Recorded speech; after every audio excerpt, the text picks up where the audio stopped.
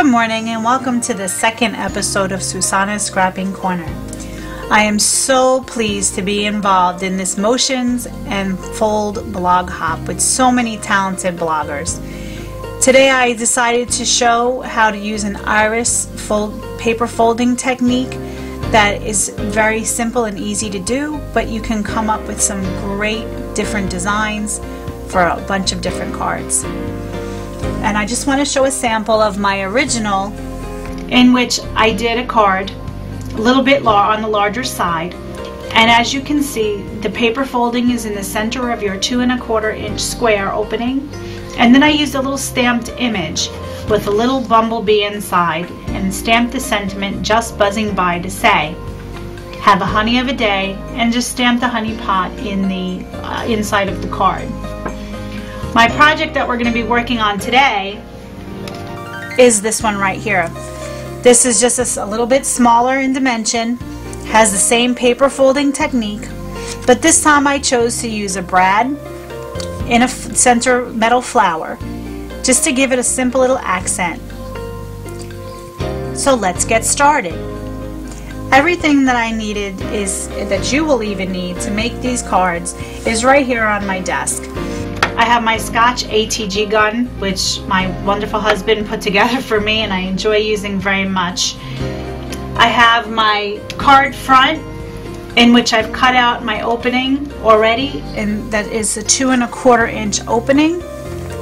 You're going to need the template that I have already posted on my blog, and it will be reposted again for you. 4 strips of light paper and 4 strips of dark paper.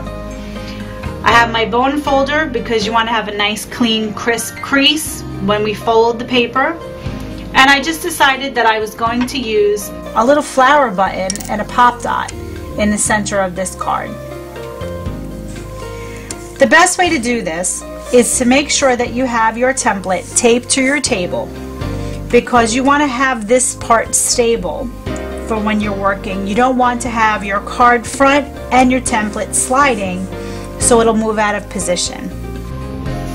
When you take your card front, I thought about embossing the front of this card, but I decided it had enough pattern in it, enough texture to let it be on its own.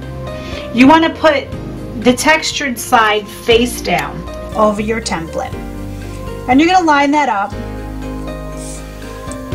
I mean, you could put some tape in each corner if you wanted it to be a little more stable. I don't tend to, because I don't want the excess glue. Now here are 4 paper strips in our light color and 4 in our dark, and I want to show you exactly how simple and easy it is to fold the paper to make it creased to be able to be applied for our paper folding technique. Now I tend to cut my strips a little bit wider. These strips were about 2 1/4 by 2 inches. You can cut them. You can cut the strips even longer and trim them down as you go along. Now, basically, what you want to do is go ahead and give yourself about 1/4 to 1/2 an inch, depending on how wide you've cut your paper, and you want to make a little fold.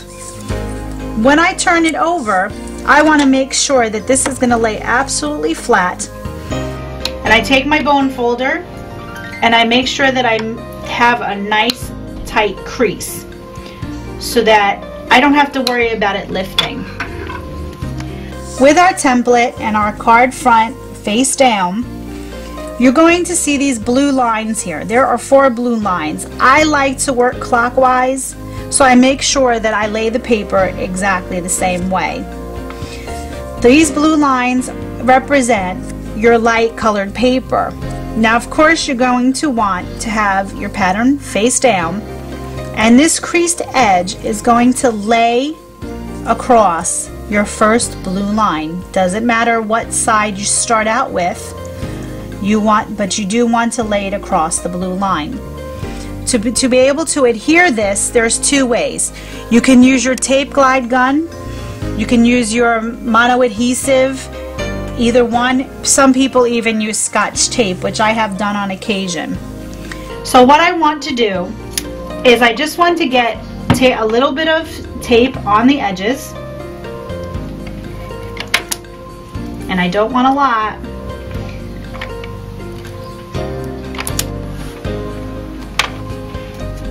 Turn it over, pattern side down, make sure that I have this lined up the way that I want it, and lay this across. If you do have some paper that sticks out of the edge, that's okay. We can go back and trim it later. So I've laid down my first piece. I've already gone and pre-folded these already to save us some time. Put my adhesive on.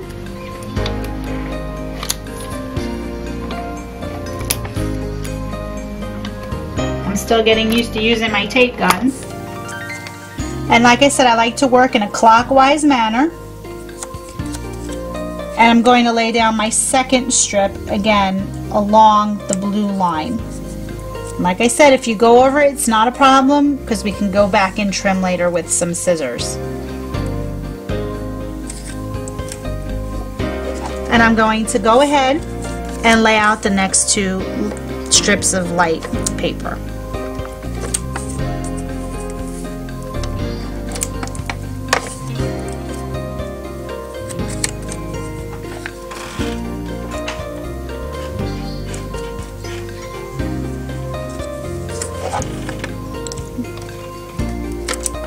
Last one.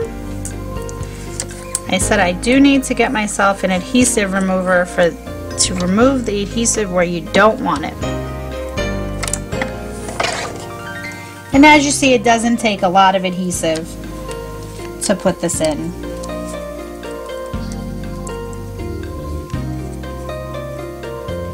So let's get a little sneak peek of what it looks like so far.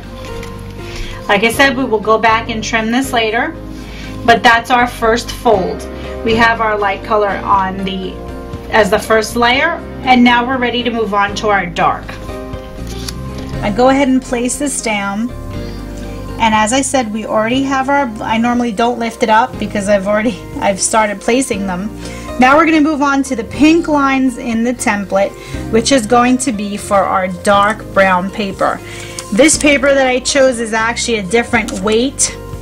It's a little thicker and a little more difficult to fold. So I've already pre-creased all of these so that we won't have to spend extra time on doing that. So I'm going to go ahead and start with my first brown strip, and like I said, I do like to work in a clockwise manner. I'm going to start at the top and begin to lay my dark pieces.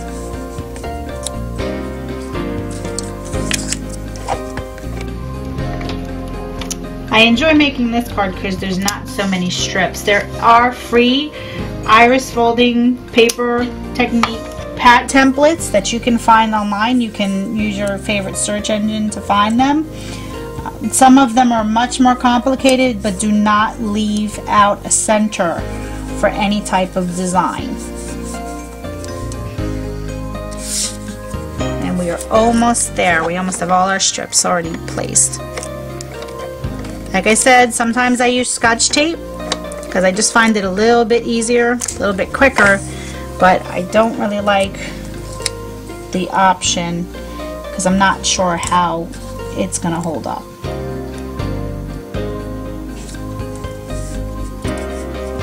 And now we have our last piece.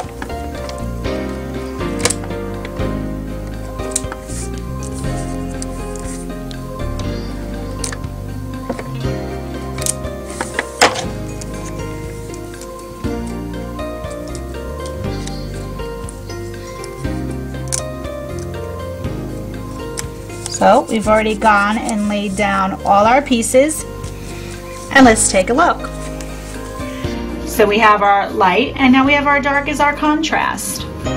For time's sake, I'm just going to fold this back for right now. I will trim it a bit later. And now I want to set my center square. All I did was what I cut out of the center, I'm going to use in the back to be able to cover my folds, show the pinning through, but I also want to add a little embellishment. You can cut your window bigger and your strips bigger. Just blow up your template on a copier, and you can make a bigger, put bigger stamp motifs in the center. So what I'm going to do, very simple. This will be the easier part because I have a bigger surface to apply my adhesive to.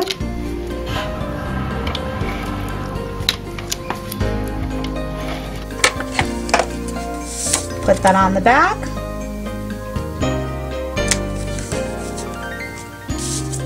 Flip it over. And if you remember from my last video, like I said, I am the Pop Dot Queen. I love pop dots.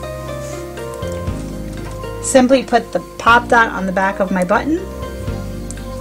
If you want to make the button stick out a little bit more, add a second. And we're going to put that right in the center. So we have our little flower. You can add another little button to cover the buttonholes if you so wish. But that's how simple, quick, and easy it is to make an iris paper folding technique card. I thank you for joining us at Susana's Scrapping Corner, and I wish you all a great day.